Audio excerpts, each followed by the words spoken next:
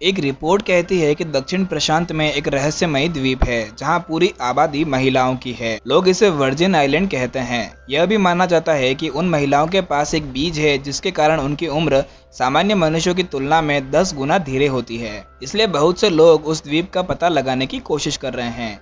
उन्हीं में से एक है मिस्टर सोंग, जो अमर होना चाहता है और इसीलिए वो उस आइलैंड की खोज के लिए अपने विशेषज्ञों और खोजकर्ताओं को भेज रहा है। दूसरी तरफ हम वांग को देखते हैं, जो एक न्यूज़ रिपोर्ट में मिस्टर सोंग के बारे में सुन रहा है कि मिस्टर सोंग ने एक बार फिर से वर्जिन आइलैंड की खोज के मिशन के लिए एक बड़ी राशि का ऐलान किया है।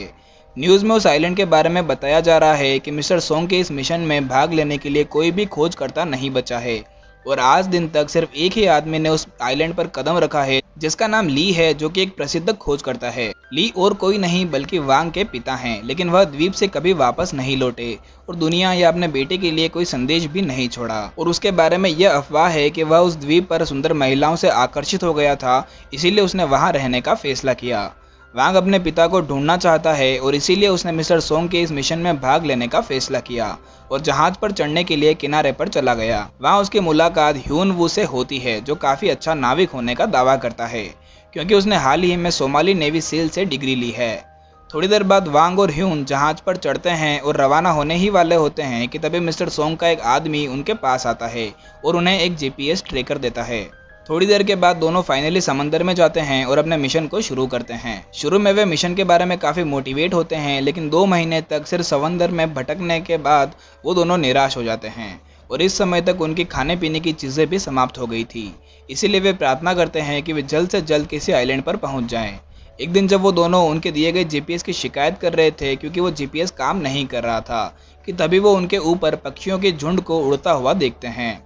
वांग, जो अपनी पीठ के बल लेटा हुआ है, उसके चेहरे पर कुछ गिरता है और जब वो उसे सूंघता है तो उसे पता चलता है कि ये उन पक्षियों की पोटी है और इससे उसे यकीन होता है कि वो लोग एक आइलैंड के पास हैं। और जब वांग अपनी दूरबीन से देखता है तो ह्यून को बताता है कि उनके सामने एक आइलैंड है, लेकिन बदकिस्मती से वहां पर लहरें काफ़ी तेज़ होती है, जिस वजह से वो उनके जहाज को आगे नहीं ले जा सकते हैं और इसीलिए उन्हें उस आइलैंड पर तैर कर जाना पड़ता है। अगले सीन में जब वो दोनों किनारे पर उठते हैं तो उन्हें अपने चारों ओर महिलाओं की एक सेना दिखाई देती है। वांग पूछता है कि क्या वो दोनों वर्जिन आइलैंड पर है, लेकिन वो महिलाएं उन दोनों को बस घूरती रहती है। बाद में उन दोनों को पूछताछ के लिए उनके शिविर में लाया गया। हमेशा की तरह यून ओवर कॉन्फिडेंट हो जाता है और महिलाओं के साथ फ्लर्ट करने की कोशिश करता है, लेकिन उसकी पिटाई हो जाती है और इस घटना की वजह से उन दोनों को लकड़ी के पिंजरे में कैद कर दिया जाता है। फिर उन दोनों को उन महिलाओं के लीडर पेट्रियार्क के सामने पेश किया जाता है और वो उनसे कहती है कि पिछले 500 सालों में सिर्फ कुछ ही खोजकर्ता उनके इस आइलैंड तक पहुंच पाए हैं। और ये सुनकर ह्यून को विश्वास नहीं होता है कि वो महिलाएं इतने लंबे समय से वहां पर रह रही है और वो मजाक में उनसे पूछता है कि क्या वो सभी अमर हैं, लेकिन वो उसकी बात का कोई जवाब नहीं देती। और जब वो सभी महिलाएं उन्हें उस पिंजरे में छोड़कर चली जाती है तो वांग उसकी जेब में से एक चाकू निकालता है और फिर रात को वो दोनों उनके पिंजरे को उस चाकू की मदद से काट देते हैं। इसके बाद वांग किसी सुराग के लिए जनजाति की जांच करने का फैसला करता है, जबकि ह्यूनो द्वीप से बचने के तरीके खोजने के लिए निकल पड़ता है। अगले सीन में ह्यून को जंगल की ओर किसी रास्ते की खोज में बढ़ते हुए दिखाया जाता है, जबकि वांग महिलाओं के गांव में आता है और एक झोपड़ी में प्रवेश करता है। इधर ह्यून को पता चलता है कि उन महिलाओं ने पूरे जंगल में जाल बिछा रखे हैं और ह्यून सबसे पहले नीचे एक खरगोश के छेद में गिर जाता है और फिर उसकी पीठ पर लकड़ी का एक तीर आकर लगता है और अगले ही पल उसके सिर पर काफी सारे नारियल गिरते हैं। इसी बीच हम म्यू यान को देखते हैं, जो कि उस कबीले की सबसे खूबसूरत और मासूम लड़की है, जो अपनी छोटी बहन मून के साथ उसी झोपड़ी में जाती है जहां पर वोंग पहले से मौजूद है। हैरानी की बात है कि ये झोपड़ियां इन लोगों के लिए नहाने की जगह है। जब म्यू यान अपने कपड़े उतार कर नहाने की तैयारी करने लगती है तब वांग कोशिश करता है कि वो चुपके से कमरे से बाहर निकल जाए, लेकिन बदकिस्मती से म्यू यान की छोटी बहन उसे देख लेती है और उसे वहां से जाने नहीं देती। और जब वांग उस छोटी लड़की को एक चॉकलेट की रिश्वत देने की कोशिश करता है, लेकिन वो लड़की चिल्लाने लगती है और उस कबीले की सारी महिलाएं सतर्क हो जाती है। फिर डरा हुआ वांग अपनी जान बचाने के लिए वहां से भागता है और वो महिलाएं भाला लेकर उसका पीछा करती है। वो उन महिलाओं को डराने की पूरी कोशिश करता है, लेकिन आखिरकार पकड़ लिया जाता है। फिर उस कबीले के लीडर वांग को बताती है कि जेल को तोड़ना उनके लिए पाप है और कबीले पर हमला करने की कोशिश के लिए वांग को मौत की सजा सुनाई जाती है। तभी ह्यून, जो कि घायल हालत में है लेकिन फिर भी अपने दोस्त को बचाने के लिए घटना स्थल पर पहुंचता है। वह कबीले को धमकी देता है कि वह एक पूर्व सैनिक है जो युद्ध कौशल जानता है। लेकिन महिलाएं उसके झूठ को पकड़ लेती है और एक बार फिर से उसकी पिटाई हो जाती है। कबीले का मानना है कि जब उनकी महिलाएं नहाने गई थी तब वांग उन्हें बिना कपड़ों के देखने गया था और इसीलिए वो वांग और उसके दोस्त को फांसी देने की मांग करती है। लेकिन उन दोनों को मारने से पहले उन महिलाओं की लीडर ये जानना चाहती है कि वो दोनों उनके आइलैंड पर क्यों आए थे। वांग ने जवाब दिया कि वह अपने पिता की तलाश में है जो 10 साल पहले द्वीप पर आया था। ये सुनकर उनके लीडर ने खुलासा किया कि वह वांग के पिता से मिली थी और वो भी उसकी तलाश कर रही है और अगर वांग का पिता उसे दोबारा दिख गया तो वो उसे मार डालेगी। इतना कहकर वह अपनी महिलाओं को अपराधियों को उनके पवित्र पेड़ पर ले जाने और वहां उन्हें पकाने का आदेश देती है। यून महिलाओं से विनती करता है कि वह वो नहीं था जिसने म्यू यान को ऐसी हालत में देखा था और वो महिलाओं से उसे रिहा करने के लिए कहता है, लेकिन कोई फायदा नहीं होता। इसके बाद महिलाएं उन दोनों को पकाने की तैयारी करती है जबकि लड़कों को बांधकर 2 विशाल बैरल में अलग अलग रख दिया जाता है। ह्यून को डर है कि वो महिलाएं उन्हें पकाकर खाने वाली है और तभी उनके पास म्यू यान आती है। वह वांग पर जासूसी करने के लिए उसे फटकार लगाती है और कहती है कि क्योंकि उसने उसे बिना कपड़ों के देखा है इसी वजह से वो वांग को मार डालना चाहती है। हालांकि जब ऐसा लगता है कि वो चाकू से उन्हें मारने वाली है कि तभी वो उनकी रस्सियां काट देती है और उन दोनों के भागने से पहले म्यू यान उनसे कहती है कि वो वांग से नफरत करती है लेकिन इसके बावजूद भी वो नहीं चाहती कि वो उसकी वजह से मारे जाए। फिर वो दोनों जंगल में भाग जाते हैं लेकिन बदकिस्मती से फिर से जाल में फंस जाते हैं। अगली सुबह वांग और ह्यून को एक बार फिर पकड़ लिया जाता है और पवित्र पेड़ के सामने बांध दिया जाता है और फिर महिलाएं उन दोनों को पकाने की तैयारी में लग जाती है। लेकिन तभी उन्हें पता चलता है कि उनके कबीले की एक लड़की समंदर में डूब गई है और जब वो सभी महिलाएं किनारे की ओर भागती है तभी मौका देखकर वांग और ह्यून वहां जल रही आग की मदद से उनकी रस्सी को जला देते हैं और भाग जाते हैं।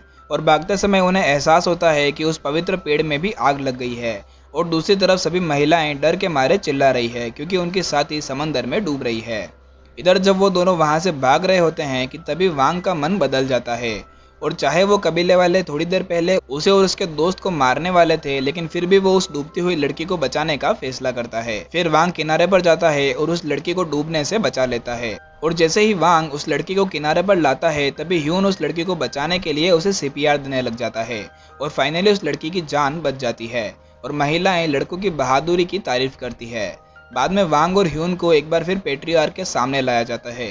फिर वो लड़की अपनी लीडर से कहती है कि क्योंकि उन लड़कों ने उसकी जान बचाई है इसीलिए उन्हें उन दोनों को माफ कर देना चाहिए और यहाँ पर वो लड़की ह्यून को पसंद करने लगी है। लीडर भी उन दोनों को क्षमा करने के बारे में सोचती है लेकिन तभी उन्हें पता चलता है कि उनका पवित्र पेड़ जलकर राख हो चुका है और जब उन्हें पता चलता है कि इसके पीछे उन दोनों लड़कों का हाथ है तो उनकी लीडर फिर से उन दोनों को दंड देने का फैसला करती है। हालांकि म्यू यान और वो दूसरी लड़की सुझाव देती है कि उन्हें उन लड़कों को आखिरी मौका देना चाहिए और फिर पेट्रियार्क उन दोनों लड़कों को उनके पवित्र पेड़ को फिर से ठीक करने के लिए 3 महीने का समय देती है और अगर उनका पेड़ वापस फलता फूलता नहीं है तो उन दोनों को बेरहमी से मार दिया जाएगा। अगले दिन वांग और ह्यून पेड़ से चारकोल पॉलिश करने और उसे पानी देने की पूरी कोशिश करते हैं। जैसे जैसे समय बीतता है लड़के महिलाओं के करीब होते जाते हैं क्योंकि वे उनकी रोजमर्रा की जिंदगी में उनकी मदद करते हैं। अपने आधुनिक उपकरणों और तकनीकों के उपयोग के साथ वांग और ह्यून बड़ी मछली पकड़ते हैं और उन्हें सब्जियां उगाना भी सिखाते हैं। इस दौरान वो दूसरी लड़की ह्यून का ध्यान खींचने की पूरी कोशिश करती है और ह्यून भी उस लड़की के लिए रोज फूल लाता है। एक दिन जब वांग अपने जीपीएस पर सिग्नल ढूंढने की कोशिश कर रहा था तभी उसे म्यू यान के पीछे एक वाइपर सांप दिखाई देता है और वो तुरंत म्यू यान को उस सांप से बचा लेता है और वो दोनों एक रोमांटिक पोज में दिखते हैं। फिर म्यू यान वांग को बताती है कि वो उसका पालतू सांप है। अगले दिन वांग और ह्यून उस पवित्र पेड़ को फिर से अंकुरित होता हुआ देखकर बहुत खुश होते हैं और फिर रात को वो सभी महिलाएं और वांग और ह्यून भी जश्न मनाते हैं और डांस करते हैं और तभी वांग म्यू यान को शांति से नाचते हुए देखता है और वांग सोचता है कि जिंदगी बड़ी होनी चाहिए, लंबी नहीं।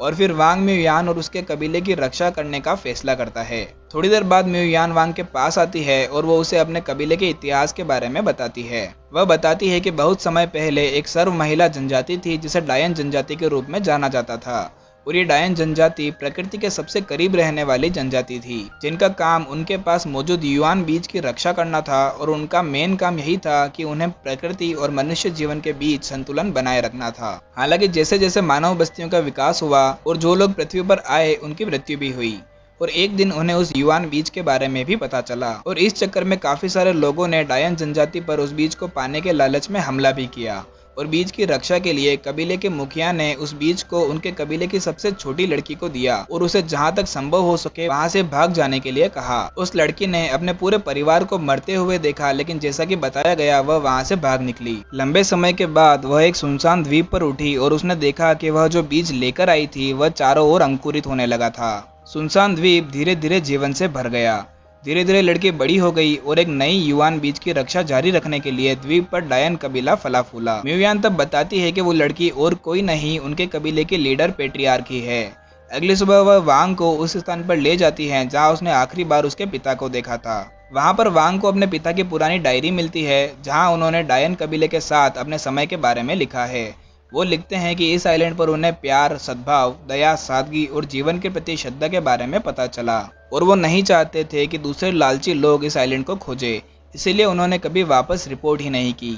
यह उम्मीद करते हुए कि कबीले और उनके जीवन के रहस्य आधुनिक लोगों के लालच से दूर रहे। उसके बाद वांग को उसके पिता का आखिरी संदेश मिलता है, जो यही आशा कर रहा था कि उनका बेटा उनके द्वारा लिए फैसलों को समझेगा। अगले सीन में वांग को समझ आ गया है कि उसे क्या करना है और वो जीपीएस ट्रैकर को नष्ट कर देता है। लेकिन इससे पहले कि वो वहां से जाए, उन्हें उस जीपीएस में से एक बीप सुनाई देती है और उन्हें पता चल जाता है कि यह अभी भी काम कर रहा है। और उसी वक्त मिस्टर सोंग को उस आइलैंड के बारे में पता चल जाता है। लड़के फिर पेट्रियार्क के पास भागते हैं और उसे तुरंत द्वीप को छोड़ने की चेतावनी देते हैं कि मिस्टर सोंग और उनके लोग उस बीज को पाने के लिए उनकी तरफ ही आ रहे। और फिर वो मिस्टर सोंग के लोगों को बहकाने, उन्हें फुसलाने और एक एक करके बाहर निकालने की योजना बनाते हैं। जल्दी मिस्टर सोंग अपने लोगों के साथ आता है और अपने 4 आदमियों को द्वीप की जांच करने का आदेश देता है। वो चारों लोग गांव में पहुंचते हैं, लेकिन सुंदर महिलाओं को उनका इंतजार करता देखकर वो हैरान हो जाते हैं। फिर वो महिलाएं उन चारों को अपनी सुंदरता में फंसाकर उन्हें पकड़कर बांध देती है।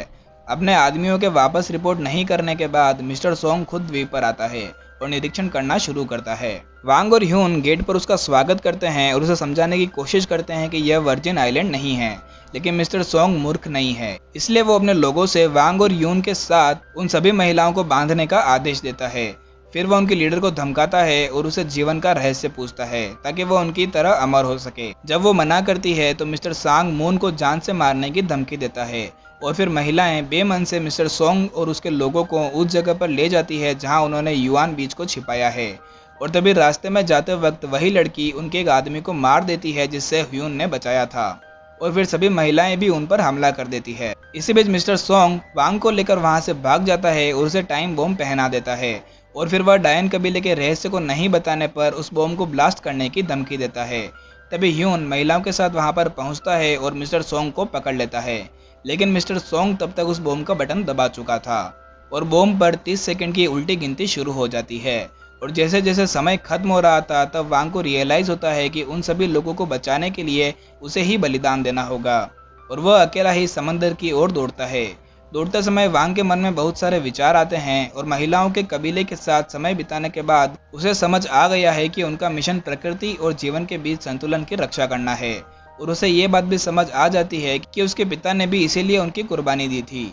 जल्द ही समुद्र में बॉम्ब ब्लास्ट हो जाता है और ये देखकर म्यूयान जोर से चिल्लाती है और वहां मौजूद सभी लोग वांग के बलिदान देने पर रोने लगते हैं और तभी सीन कट हो जाता है। फिर बाद में हम वांग को फिर से जागते हुए देखते हैं। ऐसा लगता है कि आइलैंड के जादू ने वांग को उसके निस्वार्थ बलिदान के लिए फिर से जिंदा कर दिया है। Thank you for watching guys, और इसी तरह की वीडियोस को देखने के लिए हमारे चैनल को सब्सक्राइब जरूर कर लीजिएगा।